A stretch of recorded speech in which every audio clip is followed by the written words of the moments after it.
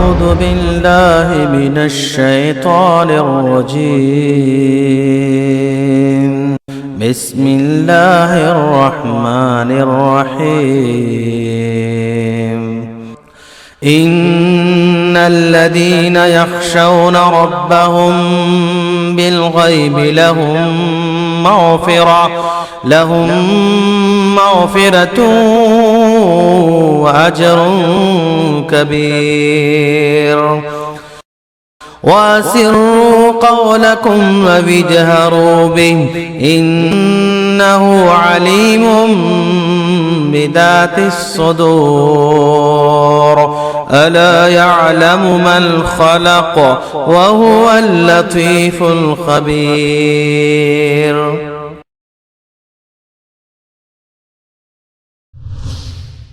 كنتم خير أمة أخرجت للناس تأمرون بالمعروف وتنهون عن المنكر وتؤمنون بالله. اسلام نے جو حق دیا ہے، میں تو کہتا ہوں دنیا کی کسی مذہب میں تو الٹا چور کوتوال کو اسلام کو ٹارگٹ بنایا جا رہا ہے کہ اس نے ویمنز رائٹ کا کوئی خیال ہی نہیں رکھا. حیرت کی بات ہے. میں ایک مجلس میں بیٹھا ہوں، سب کو بیٹھے، میرا بیٹا تو کیا بات، ابا 1 روپیہ دے دو، وہ دینا ہے.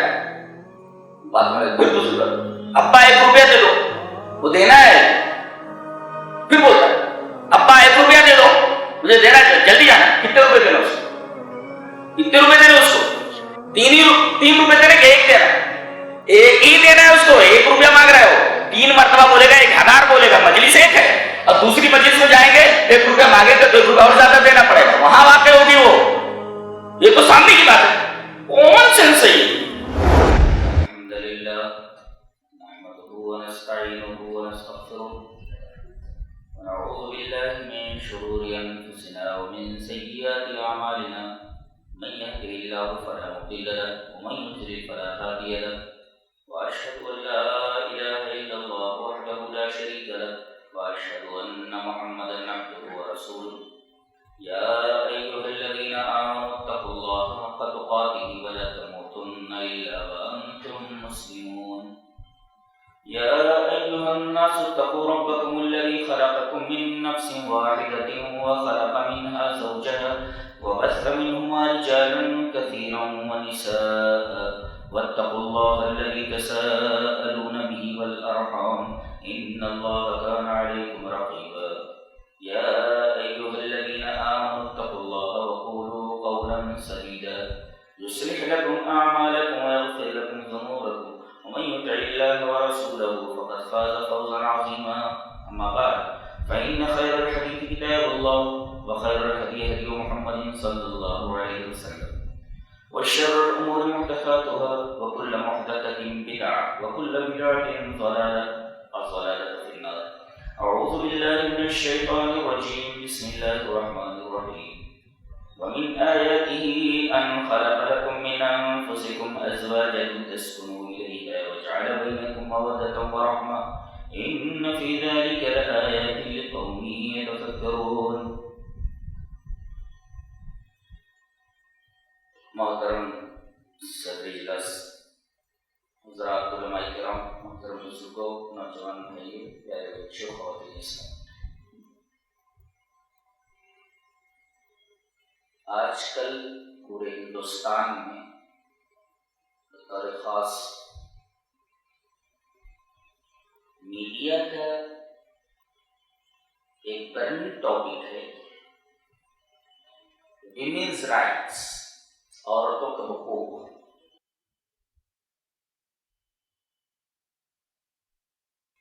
ان کے مبحث کا ٹارگٹ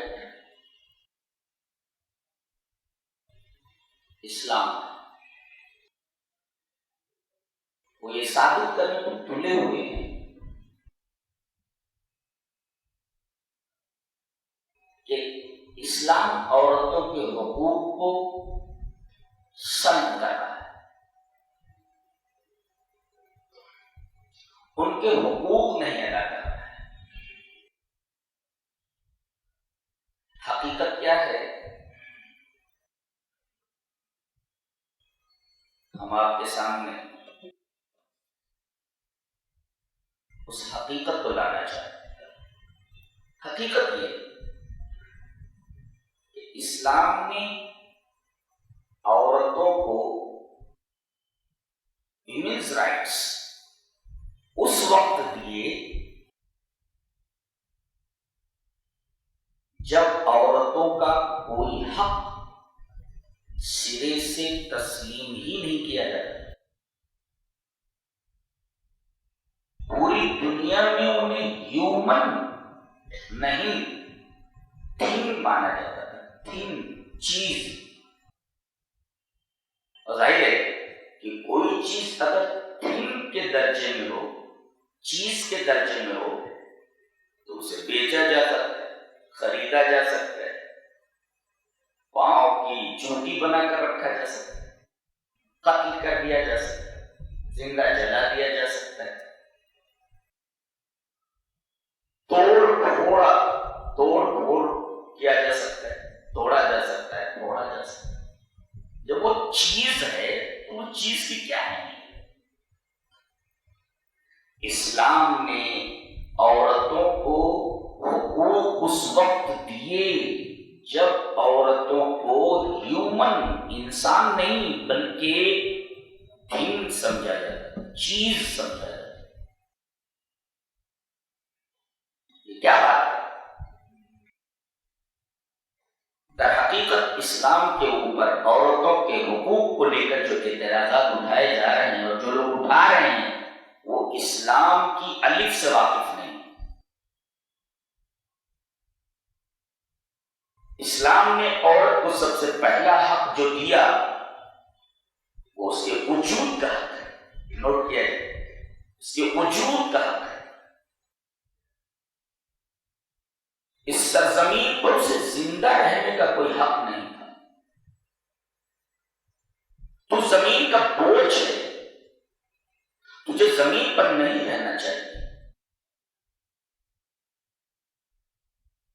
اس وقت بچی جب پیدا ہوتی تھی، تھوڑی بڑی ہو جاتی تھی، تب بڑی سنگ دلی اور بڑی بے دردی کے ساتھ اسے زندہ دفن کر دیا جاتا۔ اور آج یہ تہذیب کے علم بردار پیدا ہونے سے پہلے ہی اسے زندہ در بول کر اور انہیں اپنی اس تہذیب پر بڑا ناز ہے۔ قرآن حکیم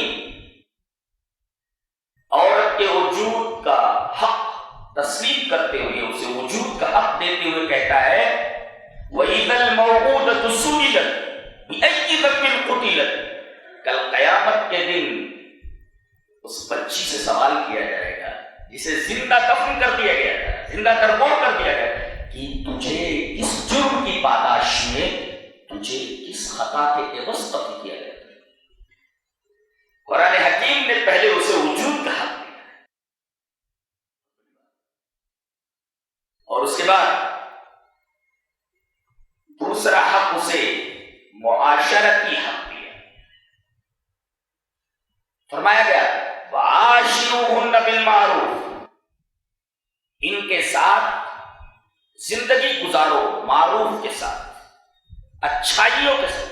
معروف کے دائرے میں ہر چھوٹی بڑی نیکی آ جاتی ہے۔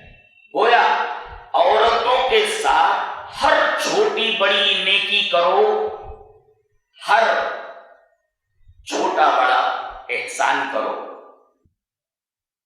اور نبی اکرم صلی اللہ علیہ وسلم کی وہ حدیث آیت کریمہ کے اس ٹکڑے کے تناظر میں دیکھیں۔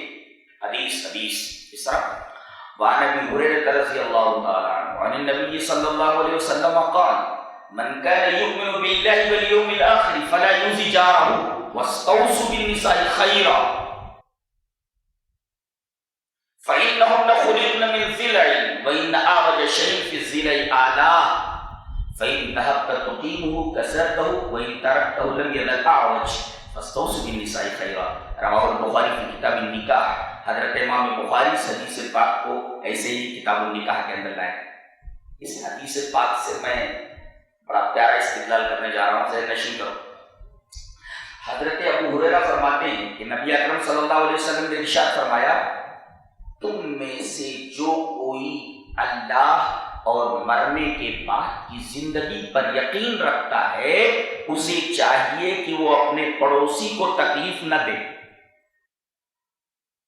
ریپیٹ کرتا ہوں, تم میں سے جو کوئی اللہ پر اور مرنے کے بعد کی حقیقی اور ابدی زندگی پر یقین رکھتا ہے تو اسے چاہیے کہ اپنے پڑوسی کو تکلیف نہ پہنچائے. دوسرا ٹکڑا, وَاسْتَوْصُوا بِالنِّسَاءِ خَيْرًا, اور میری وصیت قبول کرو عورتوں کے بارے میں. میں وصیت کرتا ہوں کہ تم ہمیشہ ان کے ساتھ خیر کا برتاؤ کرو. خیر مانے اچھائی, ہر قسم کی اچھائی کی وصیت کرتا ہوں کہ عورتوں کے ساتھ تم ہر قسم کی اچھائی برتو گے. نکتہ یہ ہے, پہلے یہ کہا گیا کہ پڑوسیوں کو تکلیف نہ پہنچاؤ, اس کے بعد عورتوں کے بارے میں کہا گیا کہ میں وصیت کرتا ہوں کہ عورتوں کے ساتھ تم خیر کرو. نکتہ کیا ہے, پڑوسی تو تمہارے خاندان کا نہیں ہے, وہ تو باہر کا ہے. اگر پڑوسی کو تکلیف دینا جائز نہیں ہے تو عورت تو تمہارے سب سے قریب ہے, اس کو تکلیف پہنچانا کس طرح جائز ہوگا؟ یہ باریک استدلال ہے اس حدیث پاک سے. پڑوسی تو تمہارے گھر کے باہر کا آدمی ہے, تمہارے گھر کا آدمی نہیں ہے. اگر تکلیف دینا پڑوسی کو ناجائز ہے, حرام ہے, تو عورت تو تمہارے سب سے زیادہ قریب کی ہستی ہے, اس کو تکلیف پہنچانا کس طرح جائز ہو سکتا ہے؟ یہ حدیث کے دونوں ٹکڑوں میں ربط تھا, جو نکتہ تھا وہ میں نے بتایا. اور یہ میں بتا دوں کہ دنیا میں جتنے گہرے اور لطیف رشتے ہو سکتے ہیں, ایک مرد اور ایک عورت کے درمیان سب سے زیادہ گہرا اور لطیف رشتہ ہوتا ہے, اس سے زیادہ گہرا اور نازک اور لطیف رشتہ اور کوئی نہیں ہوتا. بتائیے اس سے زیادہ گہرا اور لطیف رشتہ کیا ہو سکتا ہے جو قرآن حکیم نے کہا ہن لباس لکم وانتم لباس لہم, وہ تمہارا لباس ہے, تم ان کا لباس ہے. بتائیے لباس بدن کے کتنا قریب رہتا ہے. استدلال یہ ہے کہ پڑوسی جو تمہارے گھر کے باہر رہتا ہے اس کو تکلیف پہنچانا جائز نہیں ہے, تو بیوی تمہارے سب سے زیادہ قریب ہے, اس کو تکلیف پہنچانا کس طریقے سے جائز ہے؟ تو میری وصیت قبول کرو عورت کے بارے میں کہ تم ان کے ساتھ خیر کا برتاؤ کرو گے. اور دیکھو یہ پسلی سے پیدا کی گئی ہے, اور وہ بھی اوپر کی پسلی بہت زیادہ ٹیڑھی ہوتی ہے, اس سے پیدا کی گئی. تو فَإِن ذَهَبْتَ تُقِيمُ كَسَرْتَهُ, جب اسے سیدھا کرنے جاؤ گے تو ٹوٹ جائے گی. وَإِن تَرَكْتَهُ لَمْ يَتَغَيَّرْ, چھوڑ دو گے تو ویسی ہو جائے گی, ٹیڑھی ٹیڑھی. تو فَاسْتَوْصُوا بِالنِّسَاءِ, پھر آپ لوگ جملے کو ریپیٹ فرمائیں. تو پھر میں وصیت کرتا ہوں عورتوں کے بارے میں تمہیں کہ تم ان کے ساتھ برابر خیر کا برتاؤ رکھو گے. اس جملے کو 2 مرتبہ اس حدیث پاک میں لایا گیا ہے. ایک جگہ فرمایا نبی صلی اللہ علیہ وسلم حدیث وعن عبد الله بن عمرو رضی اللہ تعالی عنہ قال قال رسول اللہ صلی اللہ علیہ وسلم خیارکم خیارکم لنسائهم رواہ ابن ماجہ فی کتاب النکاح. حضرت امام ابن ماجہ رحمہ اللہ اس حدیث پاک کو ایسے ہی کتاب النکاح کے اندر ابن ماجہ شریف میں لائے. راوی حضرت عبداللہ بن عمرو ہے. حضرت عبداللہ بن عمرو فرماتے ہیں کہ نبی اکرم صلی اللہ علیہ وسلم نے ارشاد فرمایا کون نہیں چاہتا کہ میں معاشرے کا سب سے اچھا آدمی ہوں. ہر آدمی میری طرف انگلی اٹھا کر کے کہے کہ بہت اچھا. جہاں آپ جائیں, جس راستے سے آپ گزرے, آپ کی طرف انگلی اٹھا کر کے کہا جائے کہ کتنا اچھا. کون نہیں چاہتا کہ لوگ مجھے اچھا کہیں. نبی کریم صلی اللہ علیہ وسلم نے فرمایا میں بتاؤں کہ آدمی اچھا کیسے بنتا ہے. خیارکم, ایک ہوتا ہے اچھا, ایک ہوتا ہے سب سے اچھا. آدمی اچھا بننا چاہتا ہے. حدیث پاک میں کہا جا رہا ہے سب سے اچھا بننا چاہو گے, کون نہیں چاہے گا سب سے اچھا بنو. نبی اکرم صلی اللہ علیہ وسلم خیارکم, تم میں سب سے اچھا کون. خیارکم لنسائی, تم میں سب سے اچھا, تم میں سب سے اچھا وہ ہے جو اپنی عورتوں کے لیے سب سے اچھا ہو. یہ معیار بتایا گیا. تم جتنا اپنی بیوی کے ساتھ اچھا برتاؤ کرو گے اتنے ہی تم اچھائی کے معیار پر پر جاؤ گے اچھائی کا معیار کرو. کوئی اچھائی کا معیار یہ ہے کہ بیویوں کے ساتھ تم کتنا حسن سلوک کرتے ہو, کتنا خیر کا برتاؤ کرتے ہو. تو تم خیارکم لنسائہم, تم میں سب سے اچھے وہ ہیں جو اپنی بیویوں کے لیے سب سے اچھے ہیں. یہ مرتبہ اور مقام دیا ہے اسلام نے عورتوں کو.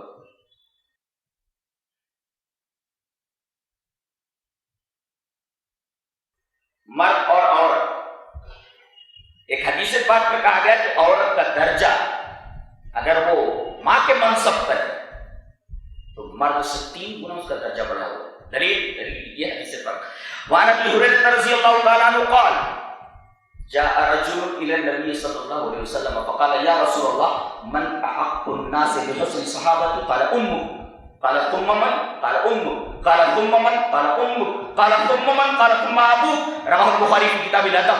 حضرت امام بخاری رحمہ اللہ اس حدیث پاک کو ایسے کتاب الادب کے اندر لائے. راوی حضرت ابو ہریرہ ہیں. حضرت ابو ہریرہ فرماتے ہیں کہ نبی اکرم صلی اللہ علیہ وسلم نے ارشاد فرمایا, ایک آدمی آیا اور نبی سے سوال کر رہا ہے, اللہ کے رسول سوال کرنا ہے, پوچھو. کہا کہ میرے حسن سلوک کا سب سے زیادہ مستحق کون, سب سے زیادہ اچھا سلوک میں کس سے کروں, کون میرے اچھے سلوک کا سب سے زیادہ مستحق ہے. نبی نے فرمایا تیری ماں. کہا کہ اس کے بعد, کہا کہ تیری ماں. کہا کہ اس کے بعد, کہا کہ تیری ماں. کہا کہ اس کے بعد, کہا کہ تیرا باپ. اللہ اکبر. یہ مرتبہ دیا ہے شریعت اسلامیہ نے کہ مرد کے مقابلے میں عورت اگر وہ ماں کے درجے میں ہے تو 3 گنا مرد سے اس کا درجہ بڑھا ہوا ہے. اور اگر بیٹی کے درجے میں ہے اور بہن کے درجے میں ہے, آئیے حدیث دیکھیں. حدیث اس طرح. وعن انس بن مالک رضی اللہ تعالی عنہ قال قال رسول اللہ صلی اللہ علیہ وسلم من عال جاریتین حتی تبلغ جاء یوم القیامت انا وهو وضم اصابعه. رواہ مسلم فی کتاب البر والصلۃ والآداب. حضرت امام مسلم رحمہ اللہ اس حدیث پاک کو ایسے ہی مسلم شریف کتاب البر کے اندر لائے. راوی حضرت انس بن مالک ہیں. حضرت انس بن مالک فرماتے ہیں کہ نبی اکرم صلی اللہ علیہ وسلم نے ارشاد فرمایا, جو آدمی 2 لڑکیوں کی پرورش کرے, یہاں تک کہ جماعت لڑکیاں چاہے بہنیں ہوں بھائی پرورش کرے, یا لڑکیاں بیٹیاں ہوں باپ پرورش کرے, تو یہ بھائی اور یہ باپ جو بہنوں کی 2 بہنوں بیٹیوں کی پرورش کرتے ہیں, مرتبہ یہ ہے کہ قیامت کے دن جنت میں میرے ساتھ ایسے آئیں گے. آپ نے اپنی انگلیوں کو ملا کر کے بتایا, اتنی قربت ہوگی نبی سے. اللہ, اس کا مطلب یہ ہوا کہ بہنوں کے ساتھ حسن سلوک کرنا, ان کی اچھی پرورش کرنا, بیٹیوں کے ساتھ حسن سلوک کرنا, ان کی اچھی پرورش کرنا قیامت میں نبی سے قربت اور نزدیکی کی دلیل ہے اور جنت میں دخول کا باعث ہے. گویا بیٹیوں کی اور بہنوں کی پرورش کرنا, ان کا اچھا خیال رکھنا, اسے سلوک کرنا باعث دخول جنت ہے, باعث دخول جنت.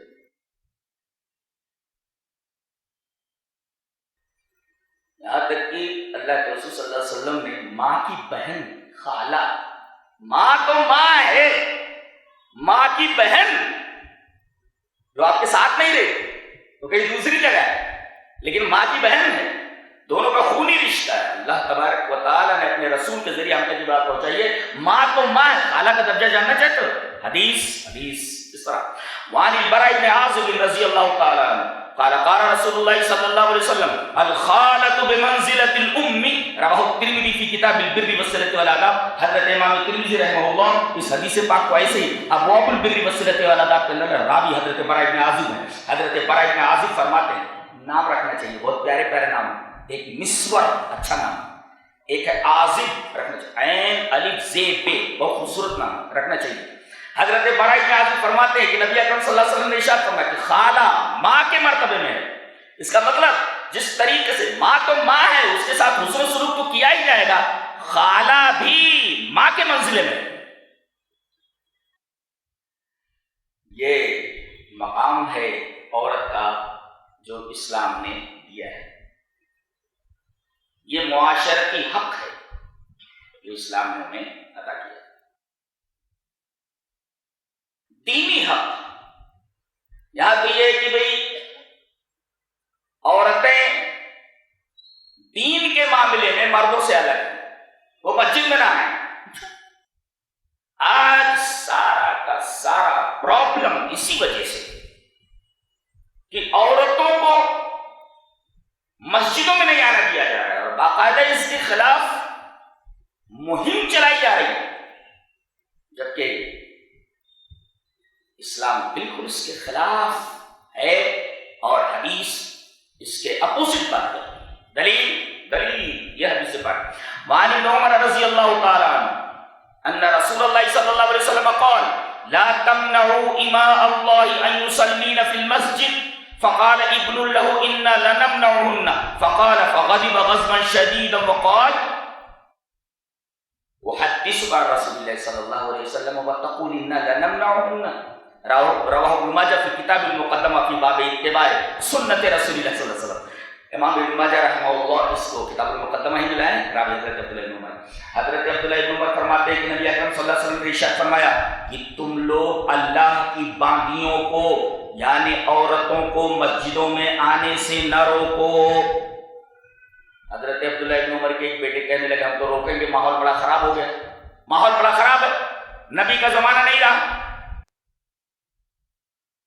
ماحول کچھ کا کچھ ہو گیا، ہم تو روکیں گے، ہم نہیں جانے گے، نبی کا زمانہ کچھ اور. کہتے ہیں حضرت عبداللہ ابن عمر اس سے سرخ ہو گئے، فغضب غضبا شدیدا، بہت غصے میں آ گئے کہ وحدث عن رسول اللہ صلی اللہ علیہ وسلم، میں تجھ سے حدیث رسول بیان کر رہا ہوں کہ نبی نے کہا ہے مت روکو، تو کون ہوتا ہے؟ تقول انا لم، تیری جرأت کیسے ہو ایسا کہنے کہ انا لم، چل. اس کا مطلب یہ ہوا حدیث رسول آ جائے تو ہمیں کچھ دیکھنا نہیں. بڑے سے بڑا آدمی بھی اگر بولے تو ہمیں اس کی بات نہیں ماننی، ہمیں رسول اللہ صلی اللہ علیہ وسلم کی بات ماننی. اور اپنے خالی جمعہ مسجد کو آنے لگے، بتائیے کم سے کم امام اگر 50 مسئلے بیان کر رہا ہے، 50 باتیں بیان، 5 باتیں تو یاد رہیں کم سے. سال بھر میں کتنے جمعے ہوتے، کتنی باتیں پڑھی لکھی عورت ہو یا نہ ہو، کتنی باتیں معلوم ہو جائیں گی. شریعت باقاعدہ مہم میں چلائی جائے گی مسجدوں میں عورتوں کو نہ آنے دیا جائے. پرابلمس تو پیدا ہوں گی. اگر پرابلم لوگ پیدا کر رہے ہیں تو اسلام کی طرف انگلیاں لوگ کیوں اٹھا رہے ہیں؟ انگلیاں ان کی طرف اٹھائیں، اسلام کی طرف انگلیاں کیوں اٹھا رہے ہیں؟ معاملہ بینی طلاق کا بھی ایسے ہی ہے. میں یہ کہتا ہوں کہ طلاق یہ لاسٹ آپشن، مانتے ہیں؟ جو ایڈمٹڈ مانتے ہیں نا آپ اس کو کہ طلاق لاسٹ آپشن ہے اور اسے اسلام پسند نہیں کرتا. قرآن حکیم نے بڑی پیاری بات کہی ہے، اس سے زیادہ حق اور کون دے سکتے ہیں. فرمایا گیا الطلاق مرتان، 2 مرتبہ. اس کے آگے کا جملہ بڑا عجیب و غریب ہے، فَإِمْسَاكُمْ بِمَعْرُوفٍ أَوْ تَسْرِيحٌ بِإِحْسَانٍ. طلاق لاسٹ آپشن، ٹھیک ہے، لیکن اس لاسٹ آپشن کے اندر بھی ایک بات بڑی عجیب و غریب ہے. پناہ کی کوئی صورت نہیں ہے، دونوں ایک دوسرے کے ساتھ رہنا نہیں چاہ رہے یا شوہر اس کو نہیں رکھنا چاہ رہا. Last option. اب صورت یہ ہے کہ لوگ سمجھا رہے ہیں فَإِمْسَاكُمْ بِمَعْرُوفٍ، معروف کے ساتھ روک لو، اور تسريح بِإِحْسَان، یا احسان کے ساتھ خوبصورتی کے ساتھ اسے جانے دو. اس کا مطلب یہ تذلیل کے ساتھ نہیں، ذلت کے ساتھ نہیں، حقارت کے ساتھ نہیں، بلکہ اس کو حسن سلوک کے ساتھ روانہ کرو. اور یہ بھی کہا گیا جو تم نے دیا ہے اسے مت لو، بلکہ جب جا رہی ہے تو کچھ دے دو. وَلِلْمُطَلَّقَاتِ مَتَاعٌ بِالْمَعْرُوفِ، یہ ہے اس آیت کے کریمہ کا مطلب. جو تم نے دے دیا ہے اسے واپس مت لو، بلکہ جاتے جاتے اس کو بہت سا دے دو اپنی شان کے مطابق اور اپنے معیار کے مطابق. وَلِلْمُطَلَّقَاتِ مَتَاعٌ بِالْمَعْرُوفِ. ایک لاسٹ آپشن، لاسٹ آپشن میں بھی کہا گیا کہ یہ معاملہ تحقیر کے طور پر حقارت کے ساتھ اور ذلت کے ساتھ نہیں ہونا، بلکہ خوبصورتی کے ساتھ اسے چھوڑو، اس کو پریشان مت کرو، خوبصورتی کے ساتھ چھوڑو. لاسٹ آپشن کے اندر بھی کتنی خوبصورت بات کہی گئی ہے. اسلام نے جو حق دیا ہے، میں تو کہتا ہوں دنیا کے کسی مذہب نے تو الٹا چور کوتوال کو اسلام کو ٹارگٹ بنایا جا رہا ہے کہ اس نے ونیز رائٹ کا کوئی خیال ہی نہیں رکھا. حیرت کی بات ہے. اور یہ سب ان لوگوں کی وجہ سے ہو رہا ہے جو لوگ اسلام کے کھلے قوانین کا، مسلمانیت کا دعویٰ کرنے کے باوجود نہیں تسلیم کرتے۔ طلاق کے معاملے کو آج بڑے زور و شور کے ساتھ اٹھایا جا رہا ہے، اور یہ کہا جا رہا ہے کہ ایک مجلس کی 3 طلاق طلاق طلاق طلاق طلاق ہو گئی۔ یہ فطرت کے خلاف ہے۔ ہم بھی تو کہتے ہیں فطرت کے خلاف، ہم کیا مانتے ہیں؟ فطرت کے خلاف تو نہیں، جس چیز میں سوچنے سمجھنے کا موقع نہ دیا جائے۔ اسلام تو کہتا ہے کہ کوئی بھی کام بغیر غور و فکر کے نہ کرو، جلد بازی میں ندامت، جلد بازی میں پشیمانی، جلد بازی میں پریشانی ہے، تو جلدی سے کوئی کام مت کرو، سوچ اور طلاق دینا اس کے اندر کیسے یہ بات روا رکھی جا سکتی ہے کہ آدمی بلا سوچے سمجھے، اسے سوچنے کا موقع نہ دیا جائے، سنبھلنے کا موقع نہ دیا جائے، اس کے بعد طلاق طلاق طلاق کہہ دے تو نکل گئی۔ آئیے 2 حدیثیں دیکھیں، اور اس میں کبھی کبھی تو کوئی صحابی بھی لپیٹ میں آ جاتا ہے۔ آئیے پہلے ایک حدیث دیکھتے ہیں، حدیث سنی سے وعن ابن عباس رضی اللہ تعالی عنہما قال وعن ابن عباس رضی اللہ تعالی عنہ قال كانت طلاق على عهد رسول الله صلی اللہ علیہ وسلم وابی بکر وسنتين من خلافة عمر طلاق الثلاث واحدة فقال عمر بن الخطاب رضی اللہ تعالی عنہ ان الناس قد استعجلوا في امر قد كانت لهم فيه اناة فلو امزيناه عليهم فامزاه عليهم رواہ مسلم کی کتاب الطلاق۔ حضرت امام مسلم رحمہ اللہ اس حدیث پاک کو ایسے ہی مسلم شریف کتاب الطلاق کے اندر راوی حضرت عبداللہ ابن عباس حضرت عبداللہ ابن عباس رضی اللہ، ایک نکتہ بتاؤں، حضرت عبداللہ ابن عباس وہ ہستی ہیں، میرا خیال ہے اسلام کی اس پوری تاریخ میں اتنا بڑا مناظر نہیں آیا۔ اگر مخالف یہ کہہ رہا ہے کہ قرآن سے مناظرہ ہوگا تو حدیث پیش نہیں کرتے، قرآن اسے چٹ کر دیتے۔ مخالف کہتا تھا قرآن سے نہیں حدیث سے مناظرہ ہوگا تو قرآن کی ایک آیت پیش نہیں کرتے تھے، حدیث سے چٹ کرتے تھے۔ اللہ، میں اتنا متاثر ہوں اس صحابی سے کہ میرے پاس الفاظ نہیں کہ ان کی تعریف کر سکوں۔ حضرت عبداللہ ابن عباس، اور کیوں نہ ہو کہ نبی اکرم صلی اللہ علیہ وسلم نے ان کے بارے میں دعا فرمائی تھی کہ اے اللہ اس کو دین کی فقہ دے، فقہہ فی الدین وعلمہ التاویل، قرآن حکیم کی تفسیر کا علم دے اور اسے فقہ عطا فرما، سمجھ عطا فرما۔ اور یہ دعا بارگاہ الہی میں قبول ہوئی۔ اتنا بڑا مناظر اس پورے سلسلے میں نہیں آیا۔ خوارج سے مناظرہ، بڑے بڑے فرقے سالہ گمراہ فرقوں سے مناظرہ چند منٹوں کے اندر بھگا دیا جاتا اور مسکل کر دیا جاتا تھا، وہ چپ ہو جاتے۔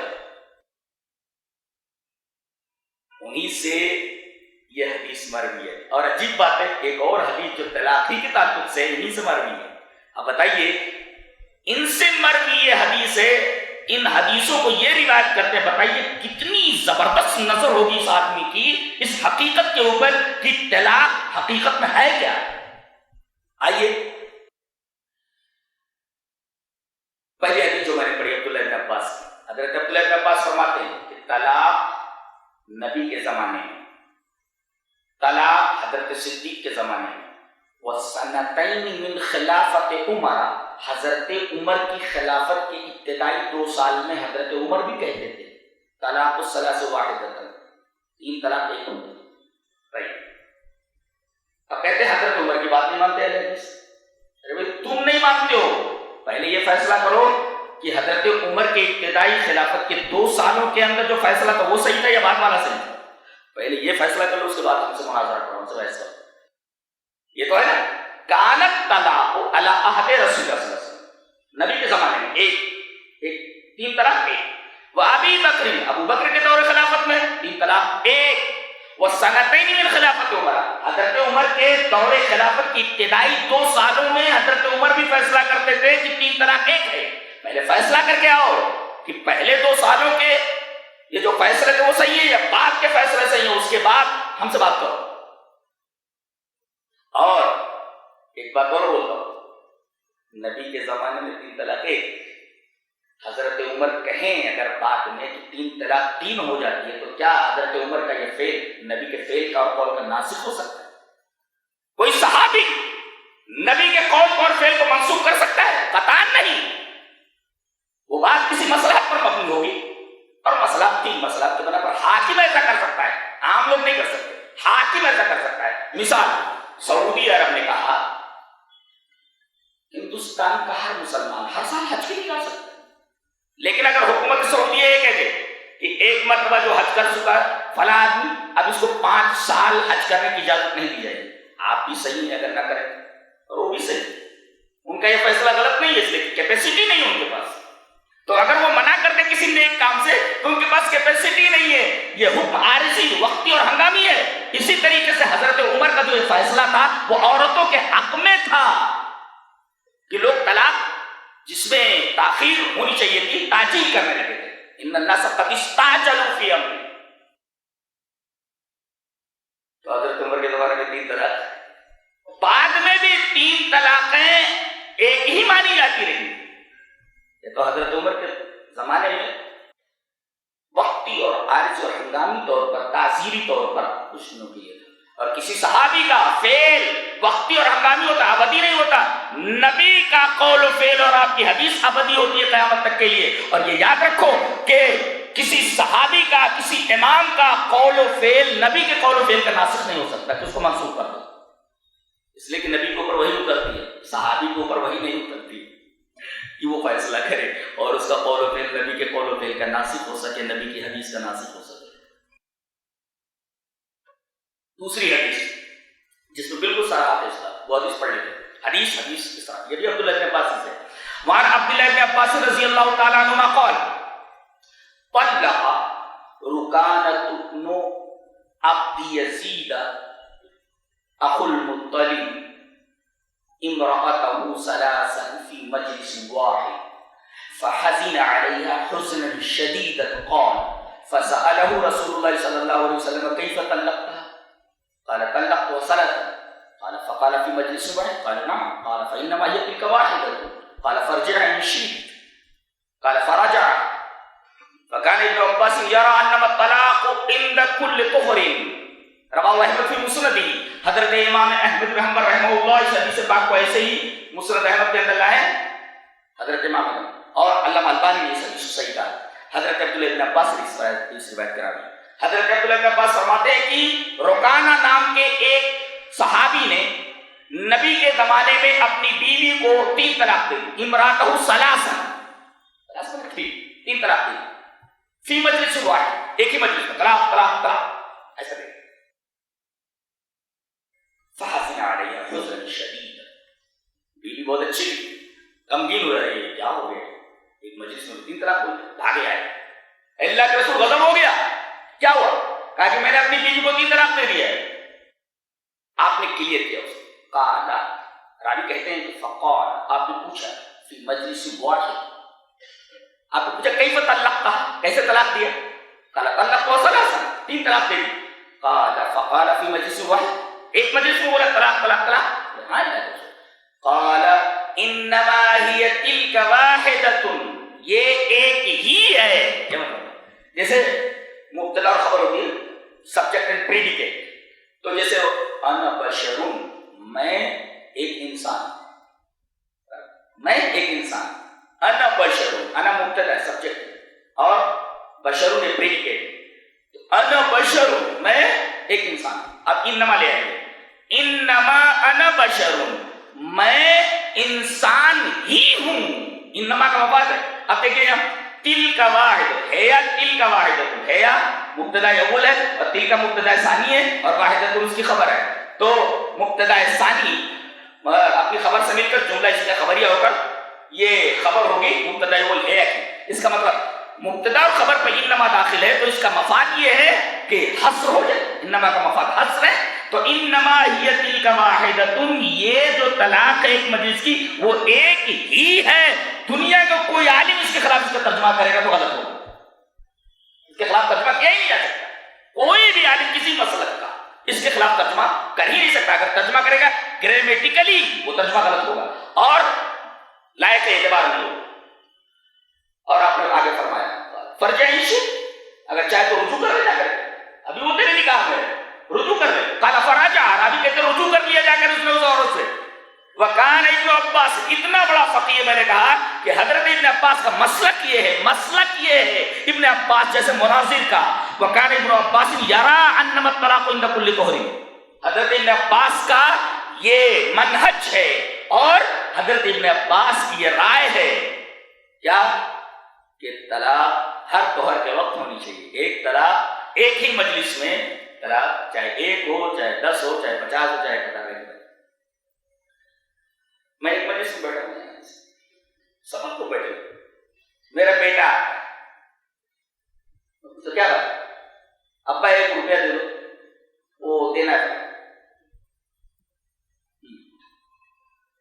بات کرے، پھر دوسری بات ابا 1 روپیہ دے دو، وہ دینا ہے، پھر بولتا ہے ابا 1 روپیہ دے دو مجھے دینا ہے، جلدی جانا، کتنے روپے دینا اس کو، کتنے روپے دینا اس کو، 3 روپے دینے کہ 1 دینا، 1 ہی دینا ہے اس کو، 1 روپیہ مانگ رہا ہے وہ، 3 مرتبہ بولے گا 1000 بولے گا، مجلس ایک ہے، اور دوسری مجلس میں جائیں گے 1 روپیہ مانگے تو 1 روپیہ اور زیادہ دینا پڑے گا، وہاں واقع ہوگی وہ، یہ تو سامنے کی بات ہے، کامن سینس ہے یہ، اور حدیث تو الگ ہے، ہم کامن سینس کو بھی نہیں مانتے، برابر ہے، لیکن اس کے مقابلے میں حدیث صحیح موجود ہے۔ اب کچھ لوگ اگر اس حدیث کے خلاف کوئی فیصلہ کر بیٹھے، کہیں لکھا جا چکا ہو، کوئی دستور بنا لیا گیا ہو، تو یہ انسانوں کا پرابلم ہے، انسانوں کی غلطی ہے، انہوں نے ایسا کر لیا ہے، ہم اس کو نہیں مانتے۔ پرابلم یہ ہے، پرابلم اس یہ ہے، یہاں گڑبڑی، لیکیج یہاں ہے، اب لیکیج کہیں ہے، اب ٹارگٹ اسلام کو بنایا جا رہا ہے کہ اسلام غیر فطری مذہب ہے، طلاق ایک سیکنڈ کے اندر 3 لفظوں کے اندر زندگی کی ساری وابستگیوں، ساری محبتوں، ساری قربانیوں کو نظر انداز کر دیا گیا، اگنور کر دیا گیا۔ کتنا خراب مذہب ہے، کتنا خراب مذہب ہے کہ زندگی کی ساری محبتوں، زندگی کی ساری وابستگیوں اور زندگی کی ساری محنتوں، ساری قربانیوں کا 1 سیکنڈ کے اندر بدلا دیا گیا۔ ٹھیک ہے، جو مانتے ہیں وہ مانے، ہم لوگ نہیں مانتے، ہم لوگ تو حدیث کو مانتے ہیں، حدیث میں جو ہے ہم اس کو مانتے ہیں۔ ایسا کہنے سے طلاق نہیں ہوتی، ایک ہی ہوتی ہے، سوچنے سمجھنے کا موقع دیا جائے جو فطرت کے مطابق ہے، اور ہم اس فطرت کو بھی مانتے ہیں، اس لیے کہ تمام احادیث اور قرآن کی آیتیں فطرت کے مطابق ہیں، فطرت کے خلاف نہیں۔ اللہ تبارک و تعالیٰ نے عورت کو حقوق دیے، وجود کا حق، پہلا حق، ویمنس رائٹس میں فرسٹ رائٹ، وجود کا حق، تجھے بیجا قتل نہیں کیا جا سکتا، بالکل نہیں، اور جو قتل کرے گا قیامت کے دن اسے پرشش ہوگی، وعید الموت، اتنی پیاری بات ہے، کتنا اچھا کلام ہے، کیا ہے وعید الموت، زندہ درگور کی ہوئی لڑکیوں کھڑا کر کے پوچھا جائے گا کہ تیرے باپ نے تجھے زندہ دفن کیا تھا، تیرا جرم کیا تھا؟ بات کیا جواب دے گا؟ مارنے والے کیا جواب دیں گے؟ اللہ کہتا ہے، اسلام کہتا ہے کہ عورتوں کے وجود کا حق تجھے دیا جا رہا ہے، یہ حق تجھ سے کوئی نہیں چھین سکتا، کوئی بھی نہیں۔ معاشرتی حق دیا گیا اسے، دینی حق یہ دیا گیا کہ وہ مسجد میں مرد آ رہے ہیں تو وہ بھی آئے، دینی بات معلوم کریں، اس لیے کہ قرآن میں ہے من عمل صالحا من ذکر او انثى وهو مؤمن فلنحيينه حیاتا طیبہ، جو بھی نیک عمل کرے گا، چاہے ذکر ہو، مذکر ہو، چاہے مؤنث عورت ہو، مرد ہو، دیکھیں کتنی اچھی بات ہے، یہ ان کا دینی حق ہے، جو بھی نیک عمل کرے گا، چاہے مذکر ہو یا مؤنث ہو، من عمل صالحا من ذکر او انثى، مرد ہو یا عورت ہو، جو بھی نیک عمل کرے گا، ایمان کی حالت میں ہم اسے اچھی زندگی عطا فرمائیں گے، دنیا میں بھی اور آخرت میں بھی، یہ ان کا دینی حق دیا گیا۔ جیسے علم حاصل کرنا مردوں کے لیے ضروری ہے، عورتوں کے لیے بھی ضروری ہے۔ آئیے ایک حدیث پہلے پڑھ لیتے ہیں، ایک نکتہ بتاتا ہوں۔ نبی کے زمانے میں جب تعلیمی معاملہ اتنا ڈیولپ نہیں ہوا تھا، جس کے پاس 2 چیزیں ہوتی تھیں اس سے بڑی عزت، بڑے احترام اور بڑے وقار کی نگاہ سے دیکھا جاتا تھا۔ جس کو دم کرنا آتا ہو، دم بولے تو کوئی بیمار ہو گیا تو کچھ پڑھ کے پھونک دینا جس میں شرکیہ کلمات نہ. یہ ایک طریقے کا طب تھا، طب ڈاکٹر دم کرنا. اور دوسرے لکھنا تھا. جس کے پاس ڈاکٹری ہو، کچھ جڑی بوٹیوں کا علم ہو، اور دوسرے اسے لکھنا آتا ہو، اسے معاشرے کے اندر عزت اور وقار کی نگاہ سے دیکھا جاتا ہے. اسی طریقے کی ایک صحابیہ حضرت شفا بنت عبداللہ العدویہ، بہت پیاری صحابیہ، جانتے ہیں یہ نبی کریم صلی اللہ علیہ وسلم کی زوجہ محترمہ حضرت حفصہ کی استاذ ہے. لکھنا انہوں نے سکھایا تھا، انہوں نے کہا تھا. دلیل یہ حدیث پاک وانی شفاء رضی اللہ تعالی عنہ قالت دخل علینا النبی صلی اللہ علیہ وسلم وانا عند حفصہ فقال الا تعلمین هذه رقیۃ النملہ کما علمتها الکتابہ. رواه ابن حبان فی صحیح. حضرت امام ابن حبان رحمہ اللہ اس حدیث پاک کو ایسے ہی اپنی حدیث کی کتاب صحیح ابن حبان کے اندر لائے. راویہ حضرت شفا بنت عبداللہ العدویہ یہ لکھنا بھی جانتی تھی اور دم کرنا جانتی تھی. دم کرنا بھی جانتی. حضرت شفا فرماتی ہیں میں نبی کریم صلی اللہ علیہ وسلم کی پیاری بیوی حضرت حفصہ بنت عمر ابن خطاب کی بیٹی ہیں اور نبی کی بیوی ہیں، ان کے پاس ہی بیٹھی ہوئی. اتنے میں نبی آئے. دخل علیہ نبی صلی اللہ علیہ وسلم. ارے شفا تم یہاں؟ اللہ کے رسول میں آئی تھی ذرا سے ملنے کے لیے. اور نبی صلی اللہ علیہ وسلم بڑی محبت فرماتے تھے کس سے؟ حضرت شفا سے. کبھی کبھی تو ان کے گھر میں جاتے. حضرت شفا نے باقاعدہ ایک روم ہی بک کر دیا تھا. وہاں ایک کھٹیا لگا رکھی تھی اور وہاں پر بستر لگا دیا تھا اور وہاں پر ایک کپڑا لگا دیتی تھی تاکہ آپ جب اس پر سوئیں تو آپ کے پسینے جذب ہو جائے اس میں. اللہ اکبر. پسینے کا پتہ نہیں کیا کرتی تھی، بطور تورک اس کو رکھ لیتی. حضرت شفا بنت عبداللہ العدویہ. تو حضرت شفا فرماتی ہے کہ میں حضرت حفصہ کے پاس بیٹھی ہوئی تھی، وہاں عند حفصہ تھا. آیا دخل علیہ نبی صلی اللہ علیہ وسلم. کہا کہ شفا تم یہاں؟ کہا اللہ کے رسول. کہا کہ ارے تم اس سے بھئی وہ نملہ، جو نملہ کا مطلب وہ بغل میں پھنسیاں اور ایسا نملہ مانے چیونٹی، تو وہ بیماری ہوتی تھی تو یہاں بغل میں نکل آتی تھی پھنسیاں. ایسا لگتا تھا جیسے ہزاروں چیونٹیاں کاٹ رہی ہیں. انفلیمیشن ہوتا تھا، جلن ہوتی تھی اس میں بہت زیادہ. تو یہ دم کر دیتی تھی تو ٹھیک ہو جاتا تھا. ان کے پاس وہ نملہ کیا رقیہ تھا، ان کے پاس وہ دم کر دیتی ٹھیک ہو جاتا تھا مریض. تو نبی نے فرمایا الا تعلمین هذه رقیۃ النملہ، یہ نملہ کا جو چیونٹیوں کا جو وہ ہے منتر، اس کو کیوں نہیں سکھا دیتی؟ کما علمتها الکتابہ کما علمتیها الکتابہ، جیسا کہ تم نے اس کو لکھنا سکھا دیا ہے ویسا اس کو نملہ کو رقیہ بھی سکھا دو. اس کا مطلب پڑھا بھی دو لکھا بھی دو. کہتے ہیں کہ اسلام اتنا کنزرویٹو ہے، اتنا تنگ نظر ہے، نیرو مائنڈڈ ہے کہ وہ لڑکیوں کو پڑھانے سے روکتا ہے. اللہ کے بندو، یہاں نبی کریم صلی اللہ علیہ وسلم نے پڑھانے اور لکھانے، رقیہ سکھا دو، پڑھا دو، اور کما علمتی الکتابہ، لکھائی سکھا دو. یعنی لکھائی پڑھائی کے لیے نبی کریم صلی اللہ علیہ وسلم نے تو باقاعدہ عورتوں کے تعلق سے ان کو انسپائر کیا ہے، انسپریشن دیا ہے ان کو باقاعدہ کہ لکھو پڑھو تعلیم حاصل کرو. امام بخاری نے ایک باب باندھا ہے کہ یہ باب ہے یہ بتانے تعلیم الرجل امتہ و اہلہ، کہ آدمی تعلیم دے اپنی نوکرانی کو اور اپنے گھر والوں کو. ترتیب کیا ہونی چاہیے؟ اپنے گھر والوں کو اور اپنی نوکرانی کو. پہلے کیا لانا چاہیے تھا؟ اپنے گھر والوں کو اور اپنی نوکرانی کو. نوکرانی لا کر کے یہ بتانا چاہا ہے امام بخاری رحمۃ اللہ نے کہ تعلیم کی اتنی اہمیت ہے کہ آدمی اگر گھر میں نوکرانی بھی رکھے تو پڑھی لکھی رکھے، اہل و عیال کو تو تعلیم دینا ہی ہے. یہ امام بخاری لا رہے ہیں. باب تعلیم الرجل امتہ و اہلہ، اما پہلے اہلہ بعد میں. حالانکہ ایسا ہونا چاہیے کہ آدمی تعلیم دے اپنے اہل و عیال کو اور اپنی نوکرانی کو. نوکرانی تو بات کی ہے، تو باہر کی ہے. تو بتایا گیا کہ اہل و عیال کو تعلیم تو دینا ہی ہے آپ کو گھر میں. آپ کی اما مانے امتن مانے نوکرانی، لونڈی تو نہیں، لونڈی پہلے لونڈی تو نوکرانی، نوکرانی بھی پڑھی لکھی رکھنی چاہیے. یہ شریعت میں پڑھائی اور لکھائی کی اہمیت. ڈاکٹر حضرت رفیدہ رضی اللہ تعالیٰ عنہ بہترین قسم کی ڈاکٹر تھی. آپ کو معلوم ہے کہ جب حضرت سعد بن معاذ کو تیر لگا جنگ احزاب کے موقع پر، رقیہ کھال میں رکھ دیا تم کو، رقیہ کھال میں تیر لگا اور باقاعدہ مسجد نبوی میں مسجد کے اندر یہ کیسے کیمپ لگا دیا گیا اور وہاں پر حضرت سعد بن معاذ کو رکھ دیا گیا. تو حضرت رفیدہ رضی اللہ تعالیٰ عنہ ان کو ٹریٹ کرتے کیا کرے. اس کا مطلب اگر لڑکی ڈاکٹری پڑھنا چاہے تو وہ تو صحابیہ ہے، وہ تو ڈاکٹر ہے. وہ آپ لڑکیوں کو ڈاکٹر بنائیں، آپ لڑکیوں کو اعلیٰ سے اعلیٰ تعلیم دیں، لیکن شرط ہے اسلام تعلیم سے زیادہ حیا کو، عفت کو، پاک دامنی کو ترجیح دیتا ہے، پریفر کرتا ہے، اس لیے کہ حیا یہ عورت کا گہنا ہے، زیور ہے، اور تعلیم سے مقدم ہے، تعلیم سے مقدم ہے، تعلیم سے پہلے ہے۔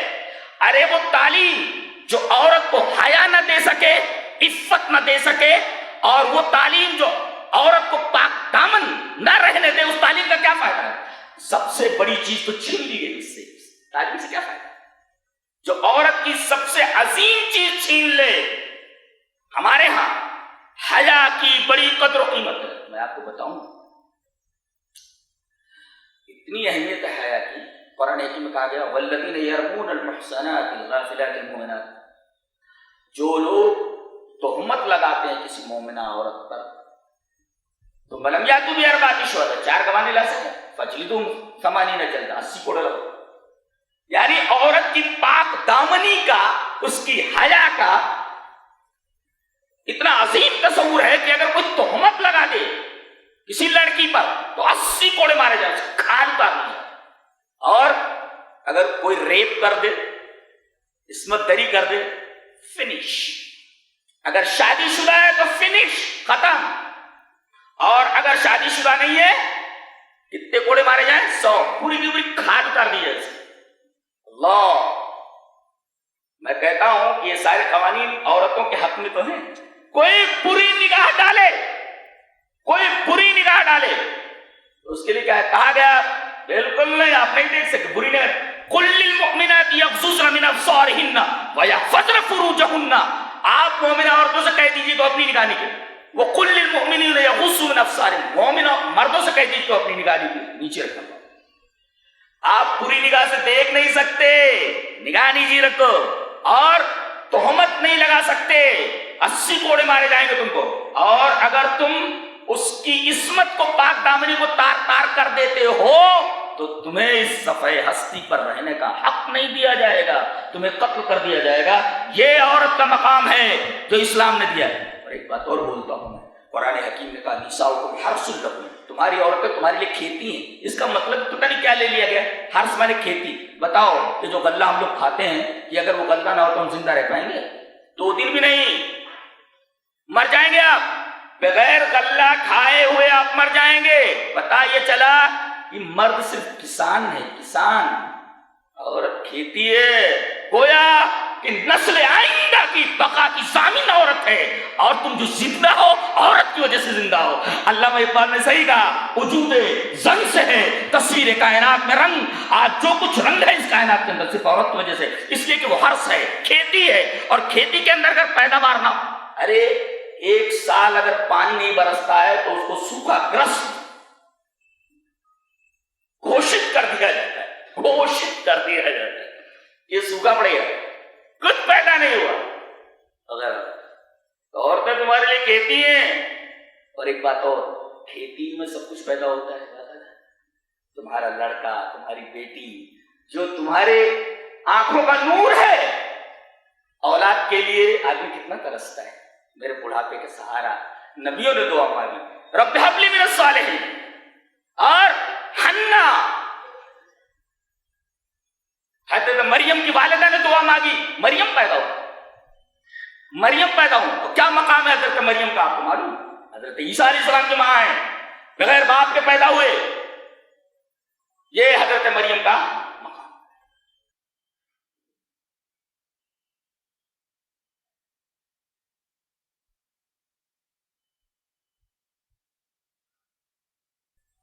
قرآن نے، اسلام نے عورت کا یہ مقام رکھا ہے کہ نگاہ ڈالنے سے میلی ہو جاتی ہے، نگاہ مت ڈالو، اللہ، اس کی عصمت کا اور اس کی پاک دامنی کا یہ تصور دنیا کی کسی کتاب میں موجود ہے کہ نگاہ سے میلی ہو جائے، نگاہ مت ڈالو۔ اور اگر تم تہمت لگاتے ہو 80 کوڑے، اور اگر تم اس کی عصمت کو تار تار کرتے ہو تمہیں قتل کر دیا جائے، تم زندہ نہیں رہتے۔ اور ایک نکتہ اور کہ وَلَا يَضْرِبْنَ بِأَرْجُلِهِنَّ لِيُعْلَمَ مَا يُخْفِينَ مِنْ زِينَتِهِنَّ، اے میری باتیوں، اللہ فرماتا ہے جب تم چلو تو تمہارے پیروں میں جو پازیب ہے اس کو ذرا زمین پر زیادہ مار کر کے نہ چلو کہ تمہارے پازیب کی جھنکار لوگوں کے کان تک پہنچے اور تمہاری زینت ظاہر ہو جائے. اللہ اکبر. عورت نہیں، عورت کا پازیب نہیں، پازیب کی جھنکار کو اتنا تقدس دیا گیا ہے کہ وہ مردوں کے کان میں نہیں پڑنا چاہیے. اس سے زیادہ عظمت اور اس سے زیادہ فضیلت عورت کو کون سا مذہب دے سکتا ہے؟ ذرا ہمیں بتائیے. حرث کہہ دیا گیا، کھیتی میں اگر پیدا نہ ہو زندہ نہیں رہ سکتے. اس کا مطلب عورت کو مقام دیا گیا ہے کہ تم اس کے بنا زندہ رہ ہی نہیں سکتے، اس لیے کہ اس کا مقام کھیتی جیسا ہے. اور ہن لباس لکم انتم لباس. لباس جانتے ہیں، آدمی کے بدن پر لباس نہ ہو کیسا لگے؟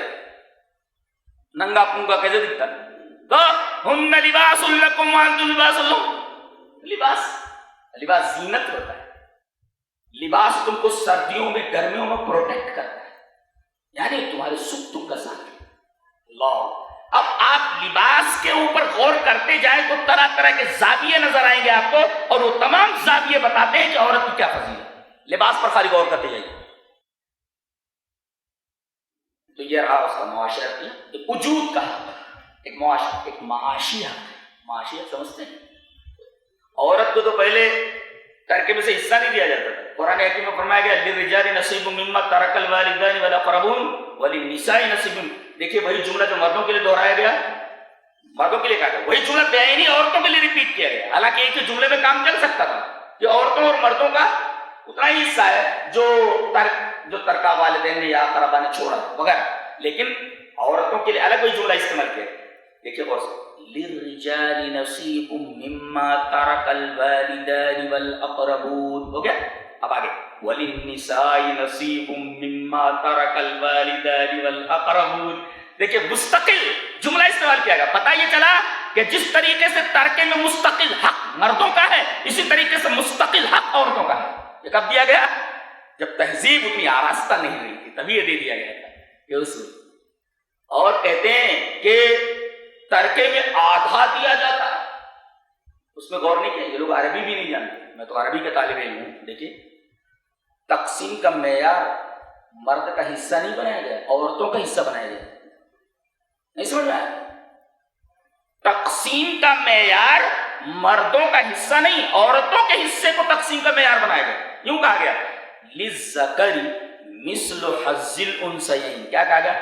مرد کو ملنا چاہیے کتنا؟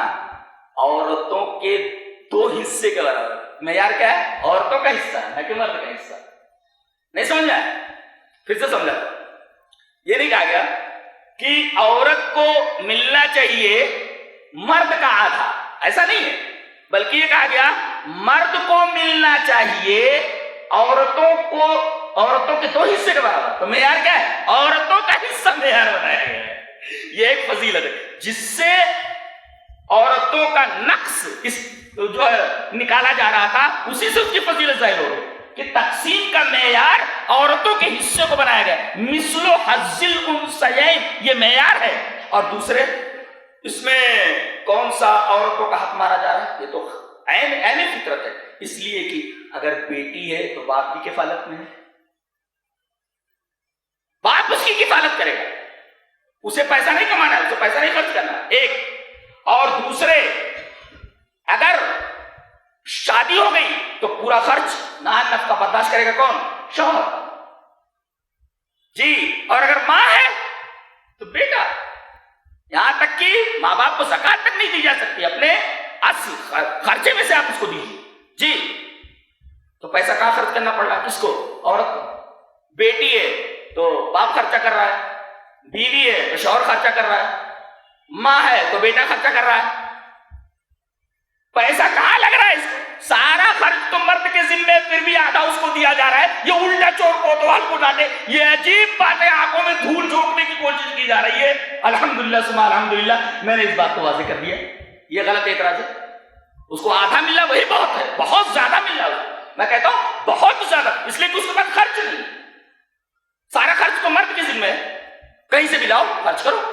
ماں کو دینا ہے، بیٹی کو دینا ہے، بیوی کو دینا ہے، پھر بھی آدھا لے رہی ہو. یہ کہہ رہے ہیں کہ دیکھو آدھا دے رہا ہے. اس وقت آنکھوں میں دھول جھونکا جا رہا ہے. کوئی ان کو بتائے آنکھوں میں دھول جھونکنا بند کرو.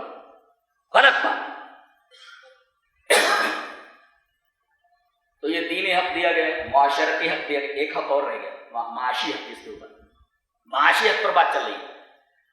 معاشی حق یہ دیا گیا کہ عورت خرید سکتی ہے، فروخت کر سکتی ہے، عورت لین دین کر سکتی ہے، عورت تجارت کر سکتی ہے. حضرت خدیجہ کبریٰ رضی اللہ تعالی عنہا گھر بیٹھے بڑے بڑے قافلے بھیجتی تھی. ایک دفعہ تو نبی کریم صلی اللہ علیہ وسلم کو انہوں نے بھیج دیا تھا اور کافی منافع ہوا تھا، کافی منافع ہوا تھا. تو عورت کا معاشی حق یہ دیا گیا کہ خود کفیل ہو سکتی ہے، اسی طریقے سے آزاد ہو کر کے وہ خود کسی کے تحت نہ رہ کر کے سودا کر سکتی ہے، خرید سکتی ہے، فروخت کر سکتی ہے، جیسے حضرت خدیجہ الکبریٰ اور دیگر امہات المومنین اور بہت ساری صحابیات. معاشی حق یہ دیا گیا کہ خود خرید کر سکتی ہے، فروخت کر سکتی ہے، فیصلے لے سکتی ہے، اپنے مال کے بارے میں کسی بھی طریقے سے فیصلے کر سکتی ہے. اسلام نے اس کو یہ معاشی حق دیا ہے. بتائیے یہ جو آزادی نسواں کی بات کر رہے ہیں، عورتوں کو مرد کے شانہ بشانہ چلنا چاہیے. بتائیے ایک صابن ہے جس سے آدمی نہاتا ہے، اس کے اوپر ایک نیم عوریاں ادھننگی عورت کی تصویر ہے. بتائیے اس صابن سے اس عورت کا کیا لینا دینا؟ کیا لینا دینا؟ ایک عجیب و غریب بات ہے، ایک صابن ہے جس سے ہمیں نہانا ہے، اس پر ایک عورت کی تصویر ہے، وہ بھی نیم عوریاں ادھننگی تصویر ہے. یہ عورتیں اس طریقے کی آزادی چاہتی ہیں، بن سمر کر کے ایئر ہوسٹسز بنی ہوئی ہیں اور دکھا رہی ہیں ہیلو ہاؤ آر یو. یہی سب کرنے کے لیے کتنے پر؟ 20,000 پر، 25,000 پر، 50,000 پر. ہمارے درمیان بھی ایک عورت ہے، نام لینے کی ضرورت نہیں. تم تو ترستے ہو کلی کو، وہ گلستہ بکنات، تم ترستے ہو کہ ایک کلی مل جائے. ارے ایک عورت ہے جس کے پاس پورا گلستہ ہے، گلستہ. مثال ہمارے سامنے، نام لینے کی ضرورت نہیں ہے، کروڑوں کا اربوں کا فیصلہ کرتی وہ عورت. تم اور وہ بھی حجاب کے اندر 50 عورتیں کھڑی رہتی بے حجاب اور بے پردہ، ایک عورت حجاب میں رہ کر کے کروڑوں روپے کا فیصلہ کرتی ہے. تم اسلام کو اوپر اعتراض کرتے ہو؟ آپا کو ہماری نگاہ میں رکھو. کیا ایسا نہیں ہے؟ ایسا ہے. اسلام کے اوپر اس طرح معاشی حق جو اسلام نے دیا ہے، وہ معاشی حق برابر اللہ تبارک و تعالیٰ کے حکم سے اور اس کے رسول نے جو دیا ہے وہ استعمال کیا جا رہا ہے. 25,000 کے لیے بے پردہ ہو جا رہا ہے، 50,000 کے لیے تم نے اپنی عفت داؤں پر لگا دی. آفسوں کے اندر 20,000 10,000 کے اوپر کام کرتی ہو اور کہتی ہو کہ ہمیں آزادی چاہیے. کون سی آزادی؟ ایک عورت پردے میں رہ کر کے، حجاب میں رہ کر کے تم جیسے کروڑوں لوگوں کو خرید سکتی ہے حجاب میں رہ کر. تو پردہ کہاں روکتا ہے؟ حجاب کہاں روکتا ہے کہ آپ ترقی مت کریں، عورتیں ترقی مت کریں، عورتیں ترقی نہ کریں.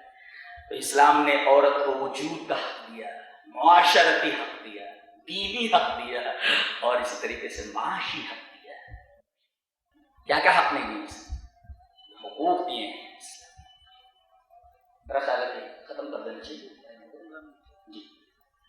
تو یہ حقوق جو ہے اسلام نے عورتوں کو دیے ہیں.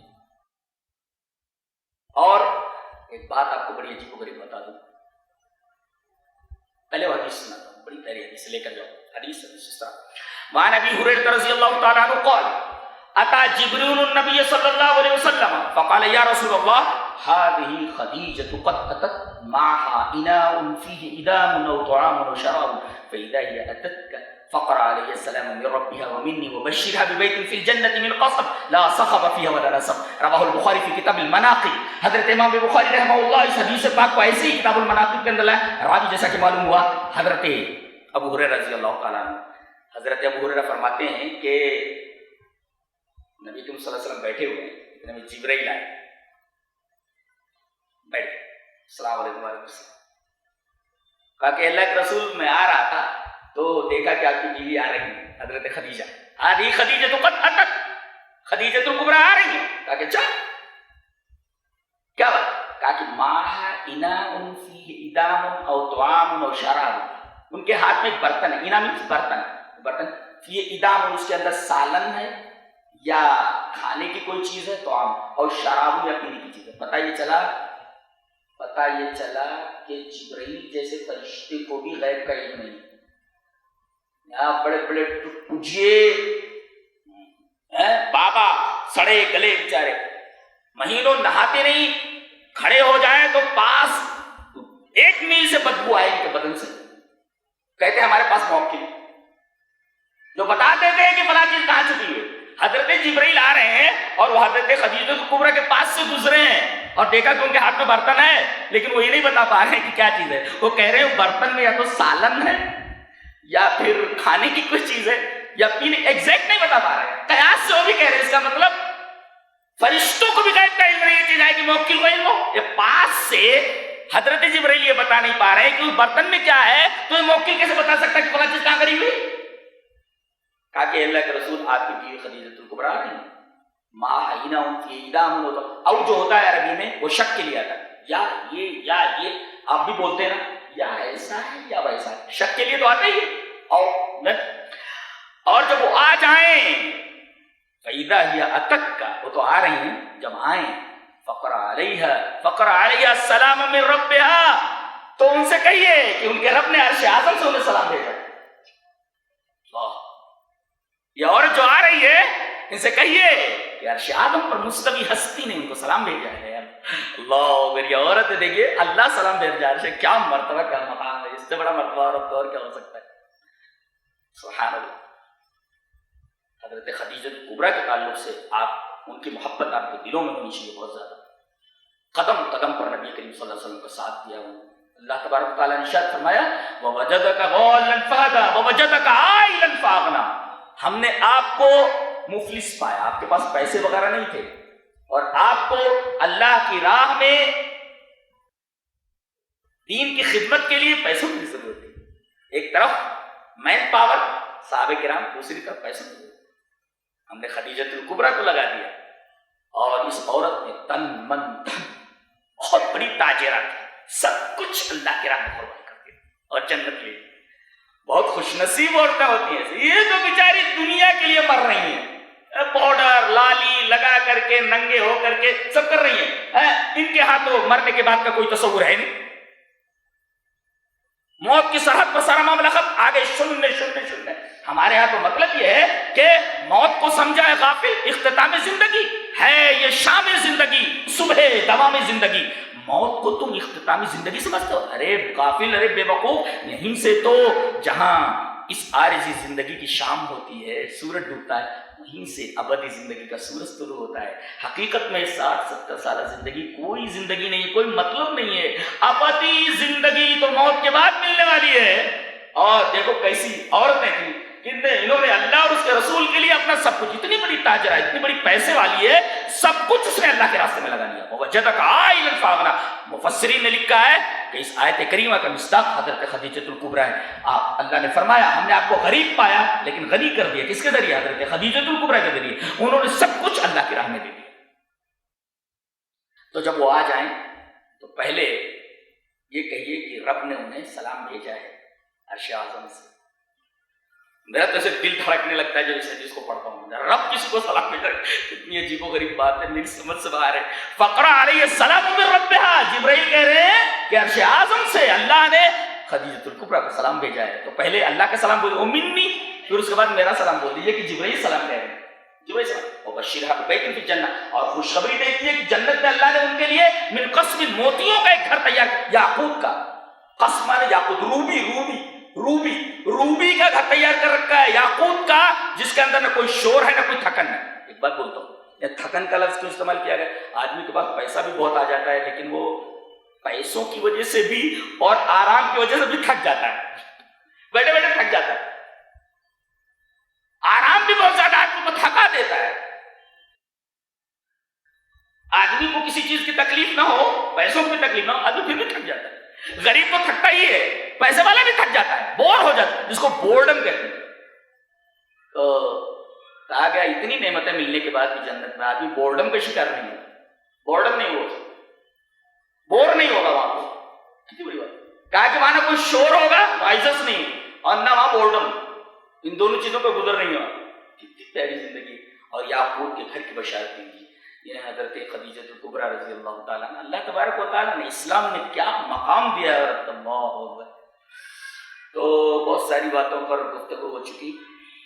طلاق کا معاملہ بھی آ گیا، بہت ساری چیزوں پر جو گفتگو ہو رہی ہے وہ سب دوسرے لوگ اس کے ذمہ دار نہیں، اسلام اس کا ذمہ دار نہیں. کوئی مسلم اگر ایسا کرتا ہے تو وہ ذمہ دار ہے، اسلام اس کا ذمہ دار نہیں. اللہ تبارک و تعالیٰ نے نیک عمل اور اچھی سمجھ کا عطا فرمائے. واخر دعوانا الحمدللہ.